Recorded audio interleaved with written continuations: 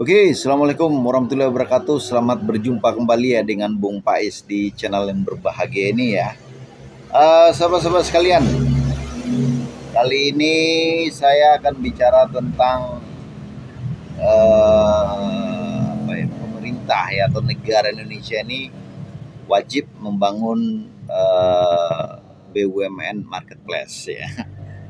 Jadi ini mungkin pertama kali ide ini saya kasih gratis kepada negara ini supaya negara ini melek dikit lah ya kan, karena nanti banyak faktor yang akan saya coba jelaskan ya. Sahabat-sahabat sekalian ya, di zaman Kaskus ya, kalau di zaman toko bagus ya, kalau Anda generasi tua lah ya, generasi dinosaurus lah, itu masuk ke generasi Shopee, masuk ke generasi Lazada, Blibli dan TikTok. Dulu banyak ya, apa yang namanya itu, yang dari Excel juga ada bangkrut ujung-ujungnya, banyak lah perusahaan-perusahaan marketplace yang masuk dan ternyata memang akhirnya pada bangkrut ya. Tetapi yang bertahan terakhir adalah Lazada, Shopee ya, Blibli ya, dan kita tahu itu semua perusahaan ada yang joint venture, ada yang mungkin asing lah ya, coba dicek aja ya, ini dugaan saya. Tapi yang tentu saham publik kayak Tokopedia ataupun Bukalapak itu Blibli juga sangat mudah untuk kita cek ya, siapa pemiliknya di RTI ya, atau aplikasi-aplikasi saham lainnya. Sahabat-sahabat sekalian, yang ingin saya jelaskan adalah bahwa misalnya kita cek aja, misalnya aja ya, Bukalapak itu salesnya itu sampai 1,7 triliun ya. Anda bisa bayangin, GoTo itu salesnya sampai 4 lebih triliun ya. Blibli sampai 3,9 triliun. Dan ini sangat banyak ya sahabat-sahabat sekalian, sangat-sangat banyak sekali uangnya itu ya. Dan kita tahu ya, kalau dari setengahnya aja misalnya Blibli itu 3,9 triliun, dan saya rasa Shopee jauh lebih besar dari ketiga yang saya sebutkan tadi, karena secara ini dia jauh lebih rame, dan bisa jadi TikTok juga setara lah dengan Shopee ya. Sahabat-sahabat sekalian, sekali lagi bahwa pendapatan itu kita anggap setengah aja, misalnya Blibli itu ya, berarti setengahnya kurang lebih kita taruh aja 1,5 triliun ya. Dan kalau itu pendapatan itu dihasilkan dari ads, karena kita tahu ya, ads itu dipajakin ya 10% ya. Di Blibli ada apa enggak ini misalnya ya, tapi misalnya di Shopee ya pendapatannya segitu, itu kan berarti pajak yang harusnya masuk untuk negara itu berapa ya, 150 miliar ya dalam 1 tahun ya, kalau kita lihat dari pajaknya aja. Kalau salesnya itu yang didapat daripada ads itu segitu ya. Ini misalnya diambil dari sales yang orang iklan ya. Ini kita kira-kira aja. Jadi tentu ya, kalau kita lihat angka-angka itu akan sangat besar sekali pajak yang akan bisa diperoleh oleh negara ya. Dan kita tahu ya, seller-seller juga nggak dikasih ya bukti potongan pajak ya ketika dia beli ads itu. Setahu saya enggak ya. Tetapi yang jelas di situ ditulis pajak. Nah ya, nanti nanti saya akan share ya. 10% atau mungkin 11% ya. Sahabat-sahabat sekalian, itu kita lihat dari pajak ya. Dari pajak. Bagaimana kalau kita lihat dari UKM ya? Kita tahu ya bahwa kalau Anda generasi tua ya, saya bilang generasi tua lah, Anda tahu Om J ya. Anda lihat pemikirannya bagaimana strategi marketplace ini pada akhirnya bakar uang dan akhirnya membuat orang tergantung, dan di waktu tergantung lah dia mulai menaikkan biaya secara perlahan-lahan, dan itu terbukti apa yang disampaikan oleh Om J. Dan jauh sebelum orang ngomong itu ya, kasus Tumbang, ini Tumbang dan Om Jay udah ngomong itu ya. Anda ikuti aja video-video lamanya ya, dan Anda analisis sendiri apa yang ngomong. Tapi intinya itu yang saya sampaikan, bahwa dia akan membuat ketergantungan kita, dan kita udah tergantung di situ. Di saat itu dia mulai naik biaya perlahan-lahan dari gratis 5% naik sampai 10 sampai 12%.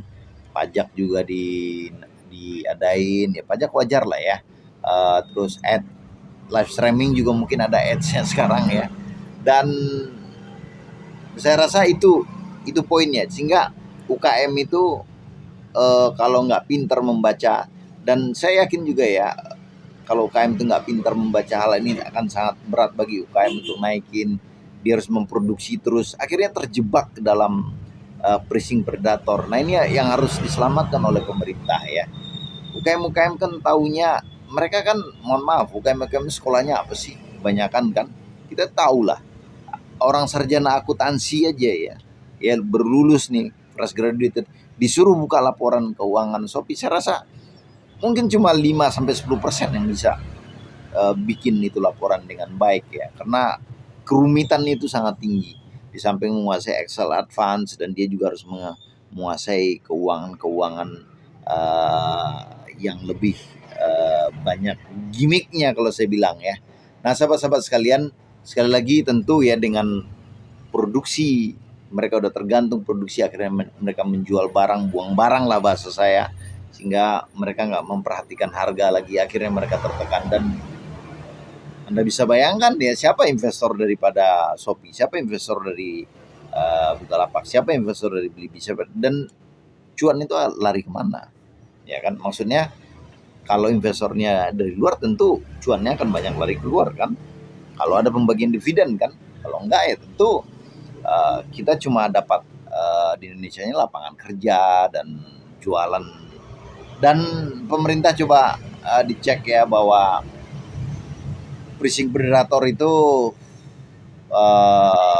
membuat sektor offline itu sangat sulit bersaing, sehingga sektor-sektor offline juga banyak yang goyang ya. Dan ini memang harus dipikirkan oleh pemerintah ya, bagaimana Tanah Abang teriak, akhirnya TikTok tutup, dan akhirnya juga gitu-gitu aja kan. Kita lihat dia belum juga integrasi full dengan Tokopedia kan. Silakan aja dicek ya, kalau kecuali ya kita pura-pura nggak mau tahu atau buta ya, apakah memang seperti itu kan nggak seperti itu yang diharapkan oleh ini ya, pedagang Tanah Abang itu sebenarnya.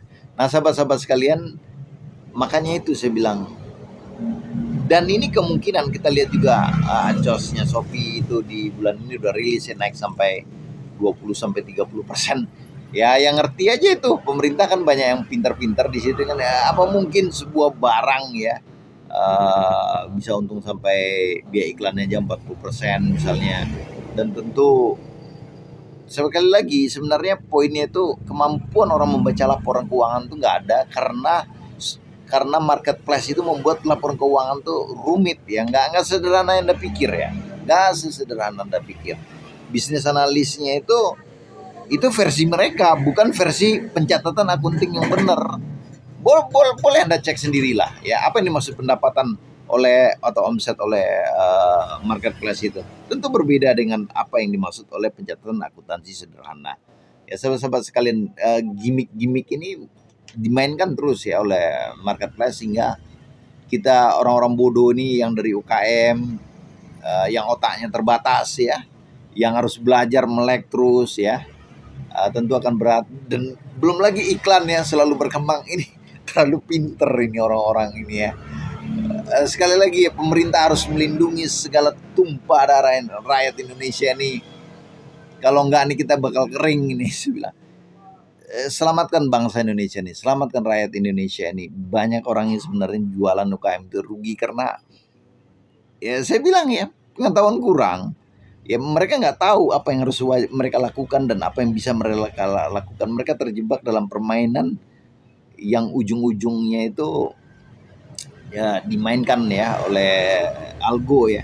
Kita tahu juga, Anda bisa, kalau saya buka di sini terlalu banyak lah. Anda tahu iklan itu siapa yang ngeklik, emang ditunjukin oleh marketplace kan enggak. ya akun-akun yang ngeklik, kan enggak, kan bisa aja dia plugin atau dia membuat robot-robot sendiri untuk ngeklik, ya kan tidak fair juga kan kalau kita lihat kan, atau dia plugin ke game tertentu sehingga iklan itu bisa habis. Itu terlalu canggih lah permain dalam Jason Script itu. Aduh, saya bilang kita aja juga bingung ya kalau kita orang bodoh ya, orang dinosaurus kayak gini, apalagi saya yang umurnya mau 50 gitu, menangkap fenomena itu sangat sangat sulit ya. Dan saya rasa apa namanya, orang-orang pintar di pemerintah tuh selamatkanlah rakyat Indonesia ini, kalau enggak ya ya kurus kering lah rakyat kamu lah, Pak Presiden, Pak Pak yang merasa anggota DPR, yang merasa anggota DPRD, intinya bakal kurus kering. Selamatkan dengan cara apa? Buat marketplace sendiri ya, ya. Tentukan biaya dengan sangat murah, dengan fair di situ bermain. Dan kita lihat juga Shopee digugat ya, kalau nggak salah juga Lazada juga ya. Dan saya rasa apa namanya, dan begitulah bisnis ya, dan begitulah bisnis. Untuk itu ya, intervensi pemerintah perlu untuk masuk di sini, dan dia harus membuat BUMN sendiri yang bersaing ya dengan perusahaan-perusahaan digital swasta ini ya. Tapi jangan dibikin hutang yang gede banget dong Pak, seperti Bika, seperti apalagi Adikarya yang sahamnya, aduh ya Allah ya Allah, yang pegang-pegang di harga 1.000, aduh nangis banget Pak. UEG dan sebagainya, aduh jangan seperti saham konstruksi BUMN lah, kasihan ya, kasihan. Makanya pilih pemimpin BUMN tuh yang terbukti perusahaannya tuh cuan, atau dia memegang sebagai CEO apa yang perusahaannya cuan ya, kecuali bank ya. Kalau di BUMN bank ya oke lah ya, tapi kalau di konstruksi kasihan banget. Intinya saya cuma menyampaikan bentuk marketplace BUMN ya, kasih pelayanan kepada rakyat yang baik di situ ya, dan juga mungkin bisa menyelamatkan jasa kirim pos ya. Bisa juga menyelamatkan JNE, bisa menyelamatkan apa namanya, jasa-jasa kirim yang swasta nasional ya. Kalau enggak UKM kita bisa kurus kering, dan jasa-jasa kirim juga lebih kurus kering lagi. Thank you.